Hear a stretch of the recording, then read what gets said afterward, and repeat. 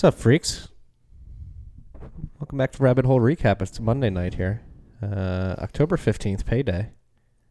A lot has happened in the last week since we last spoke to you, freaks. A lot has happened, particularly today. A lot of topics to talk about. Before we jump into the topics, though, again, we have to thank our sponsor this week, Cash App. You guys have heard the spiel here. It's the number one app in the App Store. You can get the Cash App Boost Card. If you don't know about it already, let me tell you about it. So the Boost Card comes with the Cash App. You order it on the app. You can customize it with your signature. You can put a little Bitcoin emblem there, whatever you want. You can really get creative on the card. Once you have the card in hand, what you can do is initiate Boost via the app. And the Boost program gets you deals at some of the best retailers in the world. Chipotle, Shake Shack, Whole Foods, Chick-fil-A, $1 off every coffee shop. The rewards and the deals are crazy good with the Cash App. I use it every day. I'm not using the other apps anymore. And a good thing about the Cash App card in particular is that you have very good control over it. So if you leave your wallet in an Uber and you want to make sure nobody's spending money with your cash card, you can go into the app and toggle it off. So make it so that nobody can use the card for a certain period of time or until you toggle usage back on. So visit the App Store or Google Play, download the Cash App, and get your free cash card today. Again, my favorite place to buy Bitcoin. Pretty seamless experience. The way they set up ACH is impeccable. But all you freaks know that. We've been shilling them for a while now. Matt, what a week. How you holding up? It's been a pretty crazy ride. Yeah. But all said and done, the price has basically not changed. Why do we even announce the price at the beginning of these pods anymore? Yeah, right. It's a stable coin. Right now, we made the bet with Murad last week, and it was at 6225, I believe. 6625 was 6625. That was it. Right now, it's at 6390. After a busy week of news and volatile. Well, we're gonna do the bet based off of Bitfinex's price, right? We never made that clear. I think we go with the trade block index. The trade block index is probably the best way to go. No, yeah, we definitely are not using Bitfinex's price. Yeah, the XBX trade block. I think that's a good one. But that was a good transition into this Bitfinex tether mess we've had. Big mess. A lot of drama going on. This is one of your favorite stories. I think that's been ongoing for years. You had a lot of trolls that you were. I was battling the trolls today. Today was a fun day for that. Why even feed them? I don't like blocking people. I don't either. I just mute them. Yeah, but then they're still doing their business under there, you know? I can ignore it. I'd rather see the notification and be like, I'm not going to respond. The thought of them pissing into the wind gives me much joy, so I'm a big fan of you. But they're not pissing in the wind. They're like pissing into my followers' face. Yeah. Sorry, followers. Don't if I can't see it, they're pissing into the wind. I think I would do block over mute, but I don't do either. So there's that. All right. Regardless of that, back to the topic at hand. Bitfinex and Tether. Overnight, in particular, Tether lost control of its dollar peg, and Bitfinex was trading at well over $1,000 premium at one point. Did it hit that high? I'm pretty sure. Yes. And right now it's at like $600 premium or something, I think. I don't know about 600. It is at $400. Not even $400. $330 premium to Bitstamp. That's right not now. that bad. Yeah. So last week we were talking about how the rumor was they got HSBC as their new banking partner. Yep. And that was just a rumor. After their previous bank, Noble Bank, is shutting down, it looks like, or going out of business or something. Not sure if that's related to Tether. No one really knows. And then before Noble, they had a different bank that was based in Taiwan that had all U.S. deposits and withdrawals blocked by like Wells Fargo and all the major U.S. banks. So that's why they had to switch to Noble to begin with. Mm-hmm. And now they're looking for another bank. At one point, they stopped deposits. I'm pretty sure. I mean, I don't know who's crazy enough to send deposits there, but withdrawals are definitely not being processed. Ooh. I think I think crypto withdrawals, like Bitcoin withdrawals, are being processed, but I'm not positive. Or cash withdrawals. Definitely not. It's a tough spot to be in. Yeah, I mean, the reason the premium exists is because people are buying Bitcoin, and the premium is not just on Bitcoin; it's on all their trading pairs. And the idea is that you use the fiat you have on the exchange or the tether, and then you buy crypto, and then you pull that off, which is what we saw with Mt. Gox back in the day. Where the smart guys were the ones who paid like the extra $300 for their Bitcoin and just got it the fuck out while the USD was frozen. I mean, we said last week, just don't use Bitfinex. Like, no one should be using Bitfinex. Right. Before all this FUD happened, this most recent round of FUD, it's just a bad idea. We went over how they had their previous hack that just, relatively recently happened. It was like late 2016. Late 2016. I was wrong. I had originally said they lost 116,000 Bitcoin. I went to go fact check myself. It was, in fact, 120,000 Bitcoin. So a little bit more. Even worse. Even worse. Correct. It was like pretty much everything, I think, because they had like no cold storage at the time. Yeah, pretty piss poor security practices on behalf of Bitfinex. Yeah, and it's just a sketchy like bucket shop type exchange where they're breaking U.S. regulations, and it's just inevitable that eventually at some point like the whole thing will come crashing down. Well, that it's tied to its ugly little stepbrother, which is Tether, and Tether proving that stablecoins are inherently unstable in the long run. Well, I mean, I think the whole Tether thing is being a little bit overblown. Why do you think that? The peg isn't off that much. It was off by 20% at one point. It was trading at 80 cents overnight. But that was like, it like ticked there, right? Like it was just wicked there or whatever. It wasn't. Yeah. I mean, what is it trading at right now? Like 92 cents or something? 93 cents? I don't have the Tether charts up right now. I can look into that. But it makes sense that Tether would trade at a discount to the regulated stable coins and by extension US dollar, because there's more risk involved in holding it. Yeah. What's it at right now? 97.5 cents. Yeah. Like it's 2.5 cents off its peg. Oh my God, the end of the fucking world, It's a slippery slope though. If their banking relationships are in trouble, and they're trying to get... Everyone was giving shit to Tether for the last 2 years because they were afraid that Tether didn't have USD reserves. They thought maybe that their reserves were backed in Bitcoin instead, right? And now, and that their bank wasn't public, right?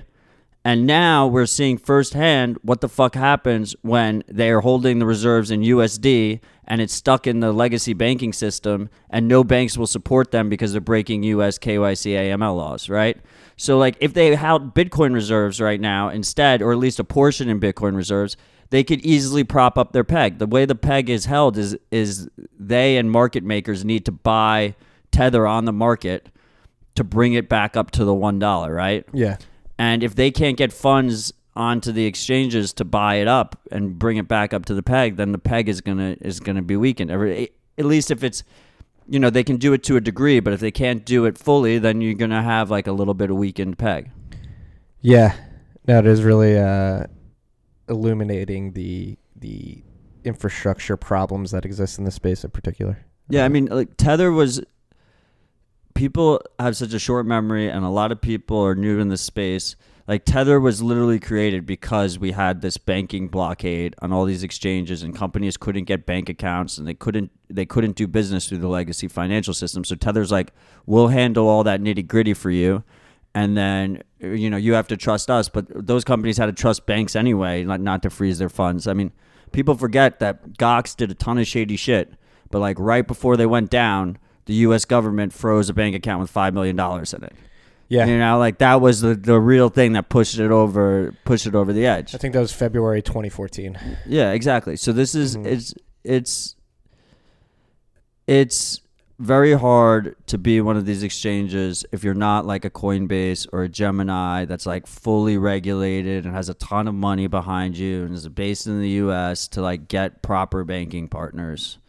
And when they get exposed like this and they lose one bank and they're scrambling for another, like, it makes sense that you're going to have these arbitrage issues. Yeah. So, what do you think happens the rest of this week? How do you think the week unfolds? Do you think Bitfinex? The funny think Bitfinex is in the clear? You think Tether's in the clear? The funny thing was Carpe knocked him on Twitter. Mm-hmm. He was like 15 stable coins walk into a bar, and I was the first thing that thought in my mind, I was like, and then they all decide that they're gonna keep their USD reserves in each other's stable coins. And like when Tether was first created, they didn't have any. The irony of all these Tether competitors, which I don't think even compete with Tether, because the whole point of Tether is it's unregulated and has no KYC, is that Tether could actually presumably hold some of their USD reserves in the different stable coins if they can get their fiat to the stable coins instead of a new bank, right? They Holy could presumably have like 10 different stable coins in their portfolio and use that as the reserve. Sounds like the beginnings of a Ponzi. Yeah, I mean it's probably horrible long term, but it could buy them some time. Yeah. I think long term, all these regulated stable coins are going to add KYC, AML, start blocking accounts and stuff, but they haven't yet. It's basically like they're trying that same practice that a lot of Silicon Valley likes, which is just hourly break the law and have zero plans in place besides just complying and whining afterwards. So like right now there's like this honeymoon period where like Tether actually probably could hold like a decent amount of the competing stablecoin projects and not, they're already at risk holding it in bank accounts because they're such a target, right? So like I don't think it would be that much additional risk for them, but it'd be horrible. It would, connecting them all would be bad. Someone will probably do it. Damn, stablecoin world blows my mind. Like yeah. the KYC AML stablecoins in particular, like what is their purpose? Like, well, like right now they're outwardly breaking KYC AML laws, but they're pretending they're complying. yeah, And like eventually they'll be forced to fully comply. they're in an ask for forgiveness type state. Yeah, they have the power to all the regulated fiat backed stable coins, like they have US dollars in a bank, like built on the Tether model where they have US dollars in a bank account and it's backing everything. Those are centralized. They're centralized tokens, just like Tether is. Any of the accounts can be frozen at will. They can block transactions. They can refuse redemptions, right, to actually change it back into money. So they're completely centralized. So the government goes to whatever the centralized entity is, and they're like, you have to comply, otherwise we shut you down. And in Tether's case, they've been hiding offshore, right? But all these regulated ones aren't hiding offshore, so they're just going to have to comply eventually. I think Bitfinex could be done. This could be the end of the road for Bitfinex. I think it could too. I mean, it's just like eerily similar to what was going on at Mt. Gox, like the type of vibe that is the aurora around the rumors that are swirling about their solvency and their access to dollars. And I do you think I don't think there's any scenario where one goes down and the other doesn't. Oh, no way. Right? They both go down together. They go down together. All those funds are commingled and shit, right? Like there's no way. I think if one goes down, they both go down. But staying on the topic of stable coins, another big announcement was in the last week was Blockstream launching Liquid. Maybe we could avoid this with like sidechains. Well, you just have the same situation, but instead of Tether running on the Omni layer, it would just run on the Liquid sidechain. Yeah.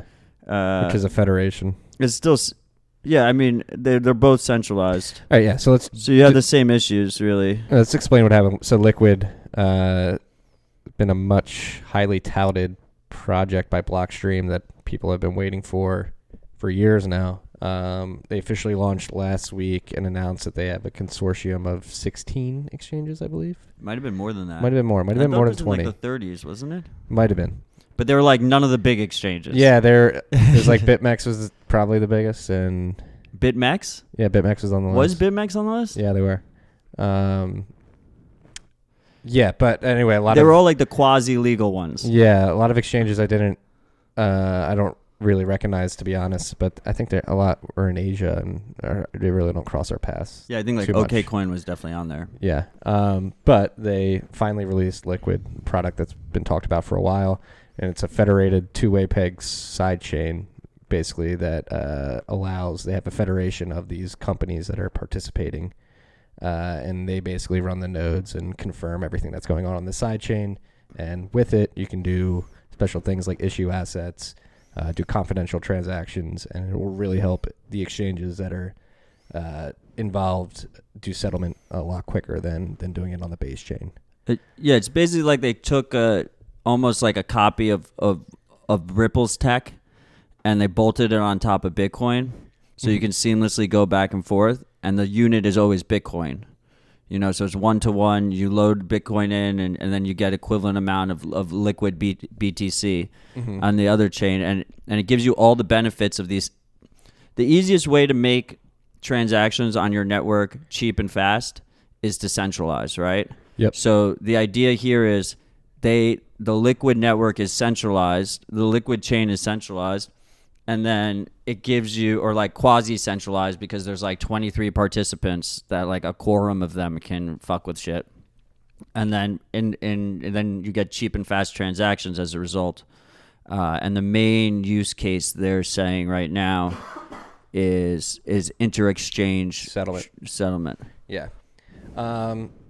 Yeah. So in my opinion, like, everybody was like, "Oh my god!" Like the Blockstream conspiracy theorists came out, of course. It was perfect timing.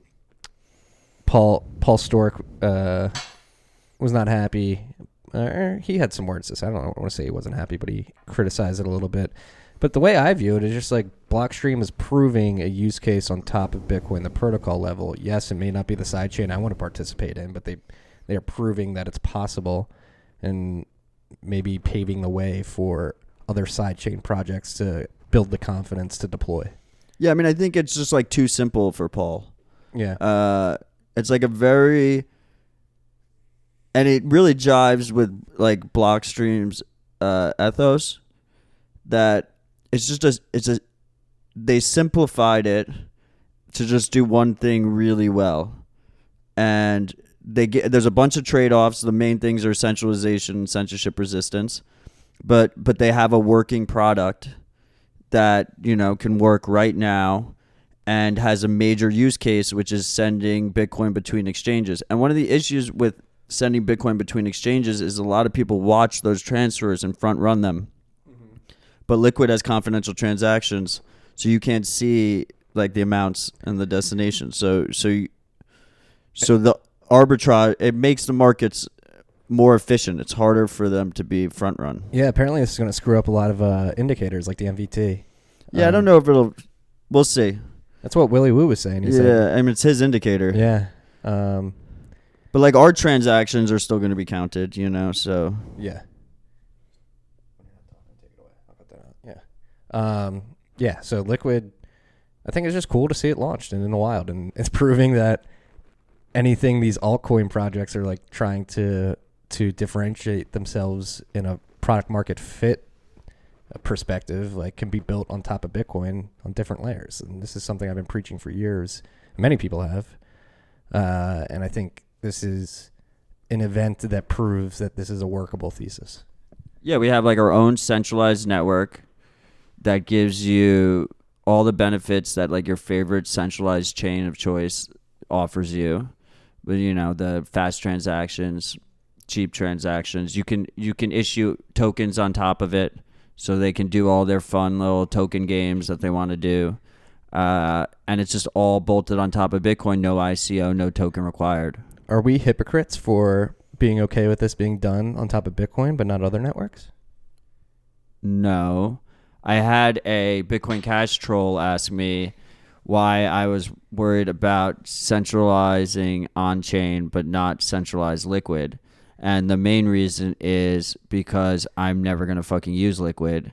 So why the hell do I care? It is an option. It gives you another option, and there's no reason that if your goal is a centralized network that you need it to have its own token and everything. Like, you might as well just build it on top of the strongest, most secure network. Exactly. It comes back to security of the base network, and Bitcoin has proven up to this point that it is the most secure, most robust network at the protocol level, I would argue. Ethereum, they're trying hard to transition to proof of stake. I don't know how big this news is. It's just a development, but I think Friday or Saturday, they were attempting to perform a hard fork on the testnet to basically prove the use case of Constantinople, I guess, which is part of their transition to proof of stake. And there was a huge kerfuffle. The testnet just stopped mining blocks for hours on end. And apparently when the first block was mined, there was a consensus split between the three different node protocols, and you had three different Ethereum chains on the testnet. I added this to my thread that is basically expounding upon, I don't think POS is ever going to come. What are your thoughts on this? Well, I mean, I own so many Ethereum POS related domains. Like, it'd be nice if it actually came to fruition. I mean, we've been talking about this for a while now. I mean, I've been, and on Twitter, it's been heating up a lot recently about arguments of proof of work versus proof of stake.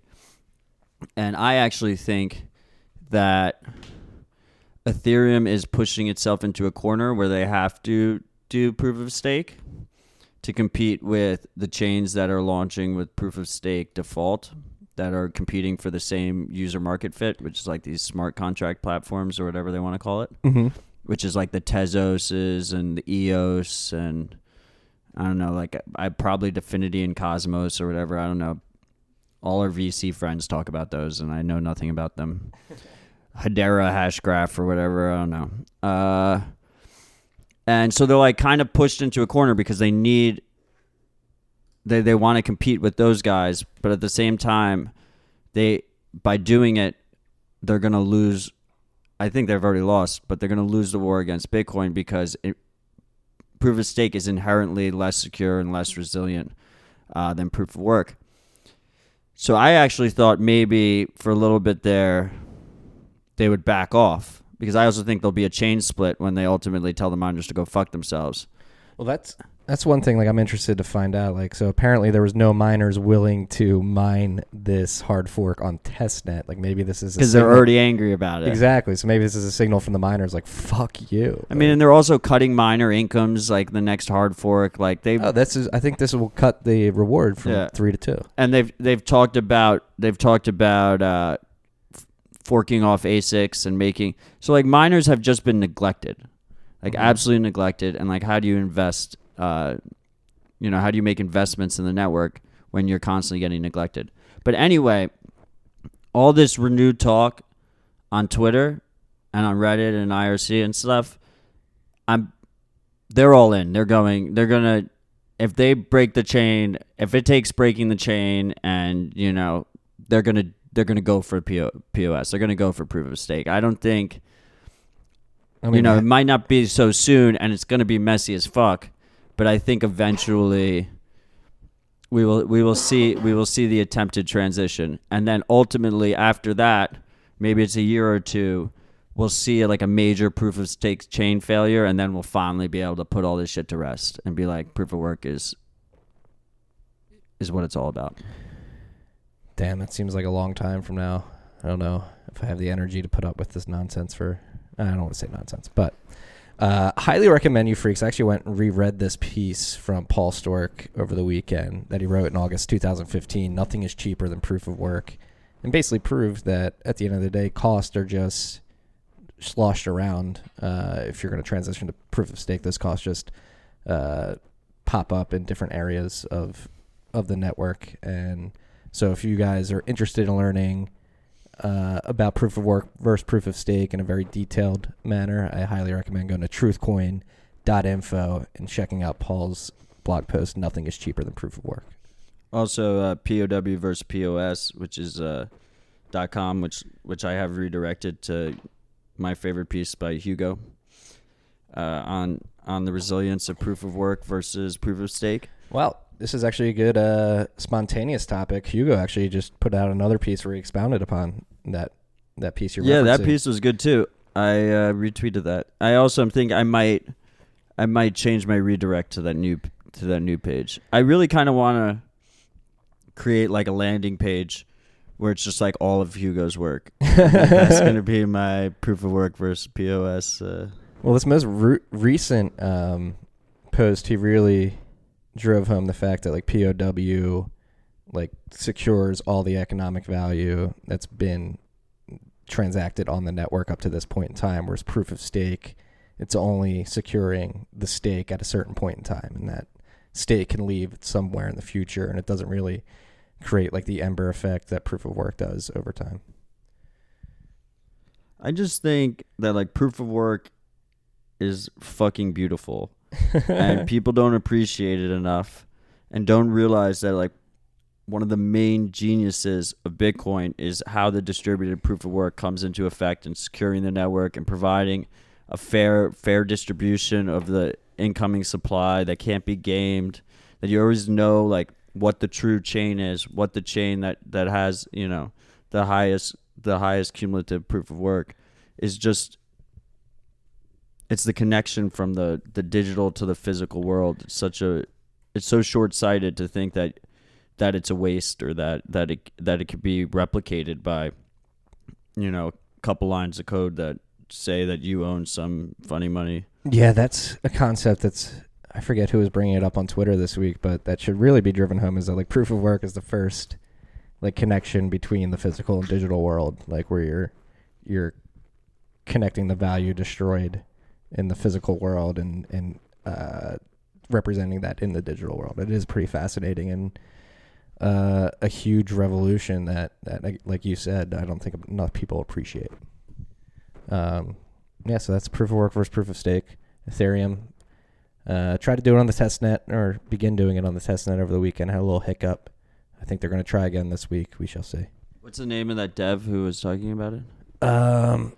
Great question. Afri, I believe. And he said he thinks it's going to be delayed till 2019 now. At least on the main net.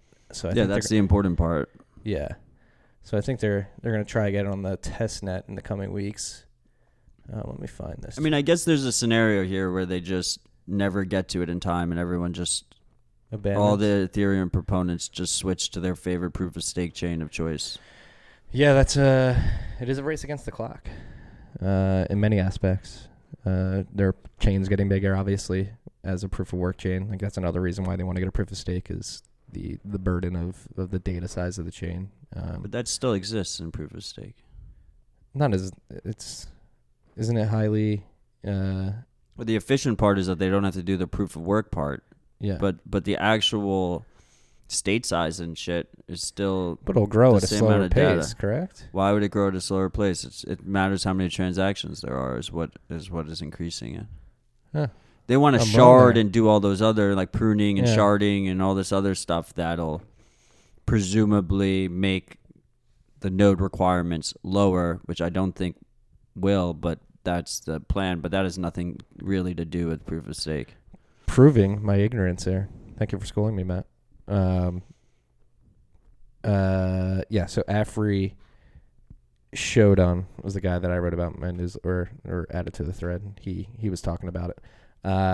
Going back to being able to do things on top of Bitcoin that altcoins want to do. Another project that we want to highlight this week is, I wrote about in the newsletter today, some dude out of Germany, Matthias. I forget his last name off the top of my head, but he basically showed a proof of concept of him walking up to a bike and renting it using the Lightning Network, doing a Lightning Network payment to basically rent the bike, hop on it, and start riding away. And I thought this was interesting because this was very similar to what Slockit was trying to do when they launched the DAO. Like this was going to be one of the first companies that got funded with the DAO tokens, correct? I don't remember that specifically until you called it out on Twitter. Yeah. No, that's what Slockit was. That was one of the DAO investments. Well, it was run by, so Slockit led the DAO, and their whole company was Right. like an Internet of Things, like being able to unlock and use things, quote unquote, the Internet of Things, which I think is another buzzword, but basically, IoT. yeah, basically using a blockchain token to prove ownership at a certain point in time and rent out at a microtransaction level. I believe. Right. The whole point of the DAO was that it was going to make autonomous investments in other autonomous investments, and then you were just going to sit back and make money, but instead they just lost all their money. Yeah. That's why we have Ethereum Classic. But what's kind of interesting is I was on World Crypto Net today with Richard Myers of Gotenna. mm-hmm. And Very jealous of that. Yeah, it was really a humbling experience. And big thanks to Richard and the whole Gotenna team for everything they do. But what was interesting was we brought up the Lightning bike, and it'd be pretty cool if that Lightning bike had like a little Gotenna in it, right? To handle the transactions and the communications. It would be completely, you could have it basically off grid. And if you had enough Lightning bikes, they're all nodes. So right? They're all communicating with each other and then helping out the rest of the mesh at the same time. So you do mesh plus Lightning, and then all of a sudden you have like these Lime scooters or whatever, but you can just have them in completely like separate, decentral, distributed. A true cypherpunk. That's pretty cool. Utopian future. A true cyberpunk electric bike renting future. But again, this is what I stressed in the newsletter today. Like, this is proving that patience is key in this space. Like, expanding on what Liquid enables us to do that other blockchains are proclaiming that they can do that Bitcoin can't. What Matthias is proving with this Lightning bike is like, this was a big idea of a company that raised a bunch of money. And if people were willing to wait, it took a decade for Bitcoin to get built out at a protocol level, to get SegWit enabled, and start building out the primitives, sorry for using that word, of Lightning Network, and then getting the network stacked to a point where, yes, we can enable this type of microtransaction economy. It just took 10 years to build the infrastructure to get there. It's going to take time to build out the system. Well, I mean, it matters who you're talking to. Like, if you're an ICO promoter, patience isn't good. Like, you should shill this idea now, make bank, and then never deliver a good product. But if you're like the consumer, like, don't jump into that. Be patient. Yeah. Hopefully that is a theme that gets spread more widely now. It's patience. It's a virtue. I mean, this last run we had ICOs for every single bullshit thing you could think of. And 99% of them didn't need their own token. Right? 99.99%, I would say. Yeah, I was just being nice. You wanted to, you have Gotenna on the list here too. Is there anything else you want to touch on Gotenna? Oh, no, I just wanted to say that I had a great conversation with Richard. Yeah, shout out Richard. Thanks for all the work that you're doing. Scoop here, I think we're going to get Daniela, the CEO of Gotenna, on Tales from the Crypt for an interview series episode in the next few weeks, so be on the lookout for that. Today we had some big news. On to the next topic. Fidelity announced that they're going to roll out custodial services for institutional investors, starting with Bitcoin. Pretty big news, especially in the midst of all this Tether and Bitfinex FUD. It was good to see a glimmer of shining hope in the news today. So Fidelity has sort of opened the door, and CoinShares put out a piece, I believe it was a month ago, maybe 3 weeks ago, where they said bull runs are usually preceded by new on-ramps being developed for new types of investors, and this is a pretty big on-ramp. I just feel like every day we're getting new big on-ramps. It's like what I was talking to you and Murad about last week. I was like, these are major fucking players. This is not, 2014, 2015 bullshit where we're excited about some half-assed mention by a CEO of Bitcoin or something. Right? It's not a Overstock CEO pumping it at some random conference. This is a major deal. I think they have 1.2 trillion under assets. And that's a lot of money. Yeah. So quite a lot of money. Anybody investing within Fidelity now has access to Bitcoin at an institutional custodial level, which is huge. Interested to see how they're doing custody. They're doing it all in-house, so let's hope they have some experts in there. Well, I mean, I like Pierre's comment. Like, if you outsourcing a solution is just someone else's in-house solution, so. Yeah. Have they outsourced it? No, they in-housed it, which is good. No, people don't like when you in-house. They say, oh, use BitGo or something. Yeah. But it's good. More options, the better. They have a lot of money. They're supposedly, like, pretty real about it. Like, they know what they're talking about. So we'll see. Yeah, Fidelity. They've been on the scent for years, and that was the one thing. If you guys watched I guess there was a conference hosted by Bloomberg today. They had a live stream. I watched that throughout the day, and I forget the man's name who was representing Fidelity, but he said they've been working on these products for 4 or 5 years now. So Yeah. that's good to see. Just that alone, like they announced it at a fucking Bloomberg conference in New York, right? Yeah. Like it was like a major live event, and I don't know. It's really hard. I mean, I look at everything on a long-term basis, but it's like really hard for me to be bearish right now. This kind of news is crazy. It's going to help you get those 2 stakes on January 1st. I mean, it might not, but either way, it'll help me get a lot more stakes after January 1st. So it's the whole idea is that they're going to provide custodial options for institutions, right? They'll hold the Bitcoin for you. They'll hold potentially Ethereum, but I think it starts with Bitcoin. Yeah. Yeah, and Galaxy's partnering with them. So Novo's bringing his pump train to the Fidelity custodial solutions. So there'll be a whole slew of shitcoins. You can count Right? on that. Yeah, we'll see how that progresses. So Maybe Arjun was wrong. Maybe the institutional investors will buy your bags on Binance. maybe they will. That would be incredible. Actually, I don't even have a Binance account. But Noriel, do we want to jump into him? Fuck Noriel. Did you see he's claiming he's getting hacked by crypto terrorists today? Because people are clicking the "I forgot your password" button, and he's getting like the emails. He's getting other email resets. That's pretty funny. That's not hacking, Noriel. That's just trolling. You'll see what hacking is. Oh, don't say that.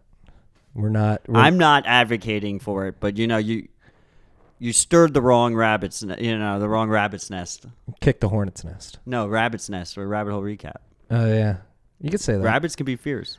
Yeah, rabbits can be fierce. I don't know about that. Fierce lovers. No, but I think, actually think our friend Nick Carter said it well, like these, and it's interesting because The Noriel, thread was fire. yeah, his comments were on point like 95% of the time. We're referencing his congressional hearing that he went to the House Banking Committee and testified. Was it Senate or House? Senate House and Banking Committee. Senate Banking Committee, excuse me.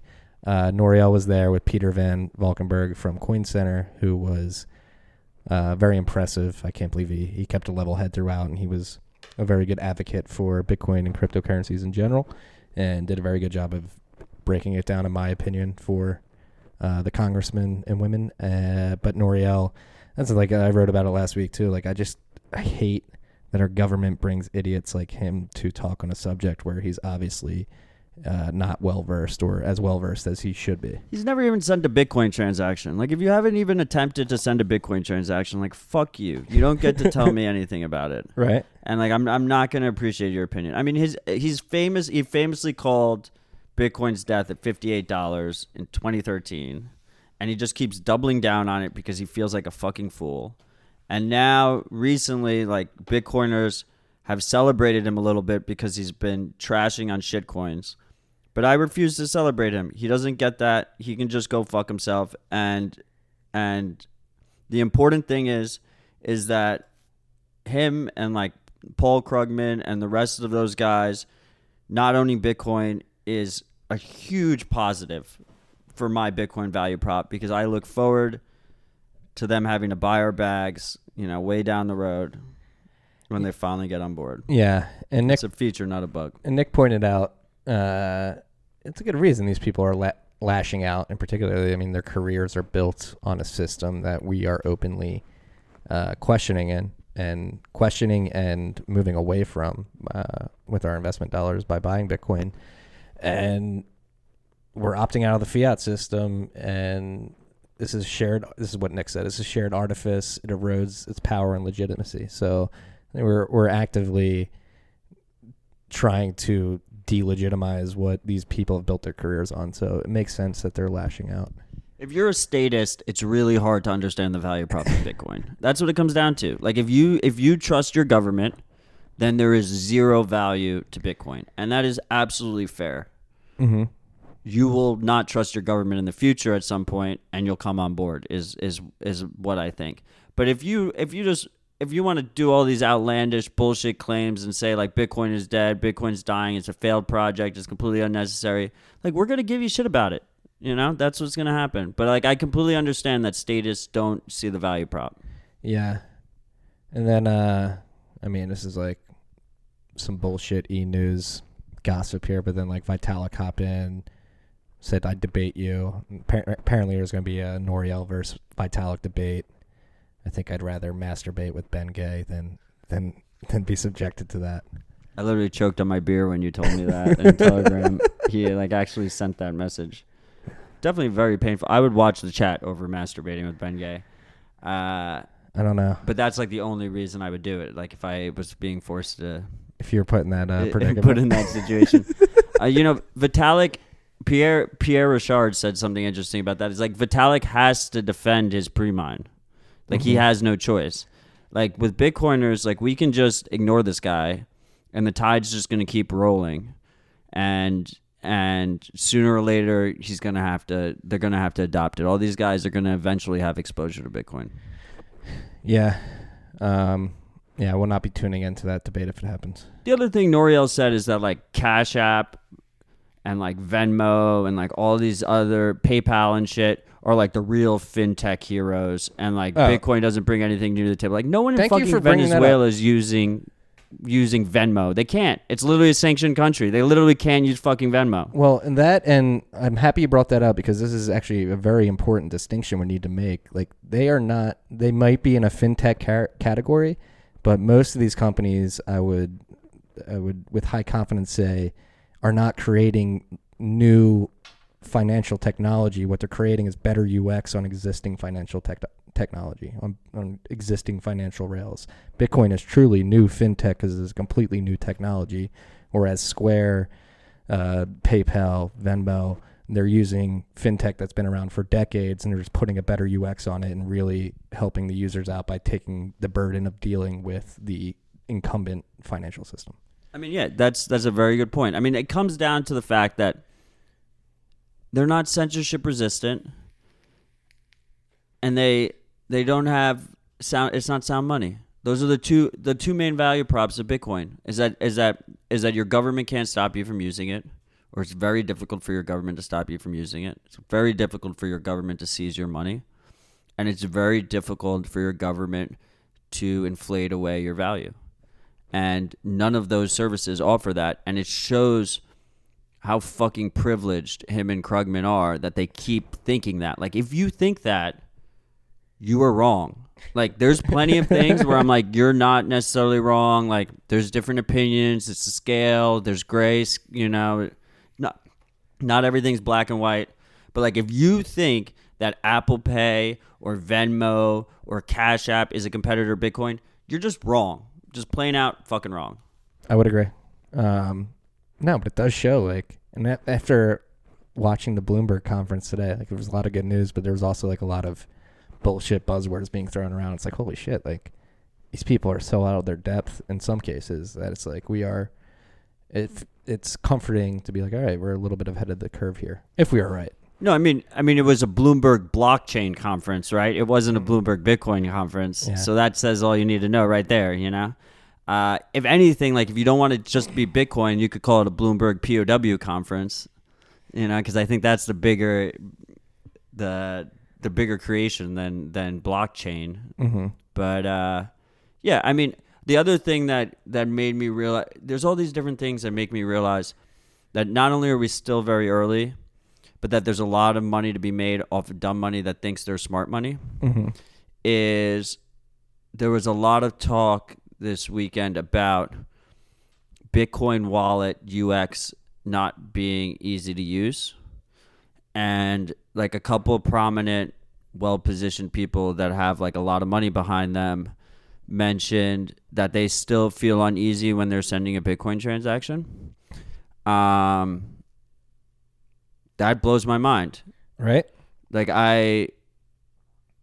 is it 100% simple? No, but like being your own bank will never be the easiest option or the easiest choice or the most convenient choice. It's always going to have drawbacks. You're going to have to put in a little effort, and and I think it's worth it to put in that effort. But it has gotten so much. There's still a long way to go in crypto UX and Bitcoin UX, but it's come so far. And if you put in 2 hours, 3 hours of time, like, you should be able to figure this shit out. You should be able to figure out how to use a Trezor. It's like pretty obvious. Yeah, like at this point, if you're like 5 years in, you should have at least downloaded a wallet, downloaded a seed, like realize like what you're working with. And then again, like I would say, like there are ways to be very comfortable with sending Bitcoin transactions. You just has a mental checklist of like, all right, I'm going to check these boxes before I hit send. And with especially with hardware wallets that are out there right now, you can check on the device that the address lines up, and you just read that 10 times to be safe. The hardware wallet even fucking tells you, it's like, now check it on the device. Exactly. Then press the check mark. Then you press check and you press send. Like, could it be easier? Like, yeah, it could be easier. But like, you're your own bank. Governments can't seize your money. Exactly. It's not ever going to be as easy as Venmo. It's impossible because Venmo can always call customer service, and Venmo could be like, well, we're going to change up the transactions or whatever, and like move it around for you and help you out and do these things. Yeah, it's about complete responsibility here, people. It is going to be, like you said, it's going to take a little work. It's going to be a little stressful at times, but it is the price to be paid to attain self-sovereignty in today's day and age. Maybe, even with that being said, I think the UX is probably going to get orders of magnitude better throughout time. Wait, this is the easiest UX for maintaining self-sovereignty we've ever had in humankind. Right? Okay? Alternative way of putting it. Yeah. Ridiculous. That's ridiculous to me. Yeah. Like, I understand, like, it's complicated, guys. I understand. Well, that's but play around with a little bit amount of money. Just play around with like $50. Send it between your wallets. Send it to your buddy. Send it back from your buddy, Bet him 10 cents on something. Bet, whatever. We were talking about this earlier today, too. Like, a lot of people have claimed to have had their aha moment when they read the white paper the first time, but I truly did not have my aha moment until I downloaded a wallet, recorded a seed phrase, and then sent Bitcoin from Coinbase to that wallet. I was like, holy shit, like, I have this money in these 24 words now. And that was my aha moment. And like you were saying earlier, these people who have never likely used Bitcoin and are diminishing it, I've never had the opportunity to have that aha moment. And I think if they tried, they may have that. My favorite was the tip bots. I think I'm really hoping that we see some Lightning tip bots come back, because one of my favorite things to do was troll people. I guess I was at the forefront of the Ripple tip bot troll, where I would like tip economists $5 in Bitcoin and tell them to go fuck themselves. Were you using ChangeTip? What were you using? Yeah, I was using ChangeTip. It was centralized. It was whatever. And the beauty of ChangeTip was I could send them the tip, and because it was all off chain, if they never claimed it, which 99% of the times they didn't claim it, I could just reuse that money and do it to someone else. So I would send like large tips, not this XRP bullshit where they send you like 2 cents. Mm-hmm. I would send like $10. I'd be like, go buy a round of beers, and they just wouldn't accept it. Right. It was crazy the opportunities people had to get Bitcoin earlier days. Like, remember faucets? Like, you could literally just go to a website, put in a public address, and you get sent like 5 Bitcoin. But that's what I think we talked about it on the pod, that it's like one of the first examples of Gavin being naive as fuck. Yes. Gavin Anderson, the former lead scientist of the Bitcoin project. the former maintainer of the Bitcoin project. He had an early faucet, and it was set up in such a way that like people were gaming the CAPTCHA to get all the Bitcoin and drain the faucet. And he was just like, oh my God, like, why are people being so mean about it? Like I had created this easy faucet for everyone to use, and they're being so mean. It's like, dude, stop being so naive. If it can be gamed, it will be gamed. Exactly. Yeah. But it was crazy that those existed. Could you imagine? Oh, this is actually a good topic of the last week. Did you see that puzzle that got solved? So for you freaks that don't know, there's been many times in the past where artists will create puzzles with Bitcoin private keys hidden in images. And last week, an artist released one of these puzzles, and the reward was 310 Bitcoin. I think it was solved in like 5 days. So just for like solving a puzzle, somebody got a couple mil. It wasn't 310 310 Bitcoin. Why didn't this pop up on my feed? Did you tweet about it? I think I retweeted it. I didn't Why write didn't you about talk about it? That should have been in Marty's Bent, the best newsletter in the space. it. Maybe I'll write about it tomorrow, though. You should write. You should say it's my recommendation. But that's crazy. I'm gonna look that up afterwards. That's pretty badass. Yeah, but if you're out there wondering how to attain Bitcoin, you might not have much disposable income. There are things out there where if you are wise enough and cunning enough to solve these types of puzzles, people will give you 310 Bitcoin. Yeah, I don't think that's really that. I still think I do agree that I think the most viral way of marketing this shit is like a Ready Player One style international race or puzzle or something to get a pot at the end. You think that's what Satoshi's going to do at some point? That would be such a cool way of doing it. All right. He'd have to do it like right away, like just put it into like a multi-sig or something where he can't spend it. And then the other key is somewhere else. Releases it, yeah. Otherwise, the market would just freak out. So, but I have faith that they would do it properly if they still have access. But I think that's the most viral way. Like you tell the whole world that there's $200 million worth of money in like 10 different places, and like people will go crazy for it. It would be like an absolute phenomenon. Treasure hunt. Yeah. Modern day treasure hunt. It would be really cool. Or you can, there was people that hit it in that new game. I forget what that game is called. Sky something. The one that was super overrated. And then it's like an open world game, and they're like hiding $30 worth of Bitcoin in different planets. You wouldn't be able to like explore the whole universe of the game in one lifetime. Right. Like, that's pretty cool. Yeah. And that's even more Ready Player One style, where like it's actually all virtual, and you can do that with Bitcoin because all you need to do is put those private keys anywhere where text is allowed, and people can claim it. Do you remember the Geo altcoin project? The what? Geo. So Geo was an altcoin project, and this is something that could happen to Bitcoin, like to play out what you're envisioning right now. Is they were like an AR based. I don't know if it was AR or just. What they did was basically airdrop Geo, their altcoin, into geographic locations. You'd have to go with your cell phone and like claim the Geo in those locations. But you could conceivably do that with Bitcoin in the future with augmented reality and virtual reality, and do like treasure hunts like that where you go and find a private key, and you can maybe even like use a QR code scanner to get Bitcoin like in an AR world. QR code could work. If you use GPS based, that shit's just gonna get gamed. It's too easy to fool it. No, but they saw it with like shit like Pokemon Go. Like people were like pretending they were in like Tokyo to get the rare Pokemon or something. Yeah, you know. No, but it proved again. It was a proof of concept.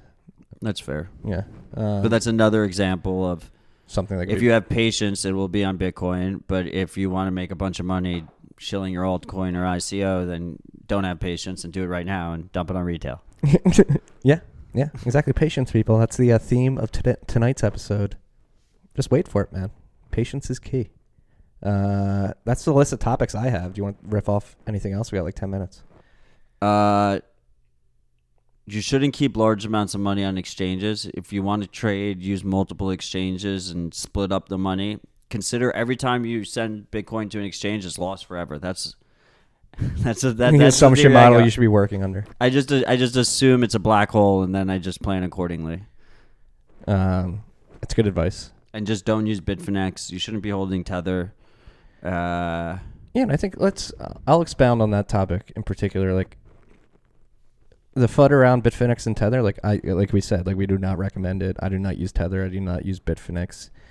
And I like Bitfinex, I don't want to call him a conspiracy theorist, but the guy has been on this case for a while. The guy that dumped at $800 and has been telling everyone to sell their Bitcoin since then. But this stuff is not structurally what's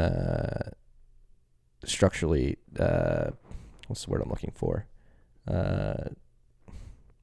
Like what happens if Tether and Bitfinex go down tomorrow? It's not structurally. Is Bitcoin dead, Marty? No, it's or not. Is it over? No, the network's still going to be producing blocks. Like that's the thing. Like they're extensions of the network. There's layers built on top of the network to an extent. Like it is not Bitcoin. That's the message I'm trying to get. Do not conflate Bitfinex and Tether with Bitcoin success. If anything, it shows the value of Bitcoin because Tether isn't a competitor to Bitcoin. If it fails, it shows you why centralized solutions are inherently less secure than Bitcoin is, right? The whole value prop of Bitcoin is that it can't collapse like Tether can collapse. And also, all the funds in Tether have already fucking dumped, right? They already sold their Bitcoin for Tether. They're, does Bitcoin go through like a little bit of a FUD crisis? Definitely. As it happens, yeah, maybe it drops $1,000. Maybe it goes right under our $6,600 bet before January 1st just to fuck me. Like that might happen, But long term, Bitcoin's unaffected. Literally, absolutely ridiculous. It's noise. It's noise in the long term. Complete noise. Yeah, that's all I have to say. Tonight, had a good weekend. Very low key. Made a nice beef bourguignon last night. Actually reheating on the oven right now. What is that?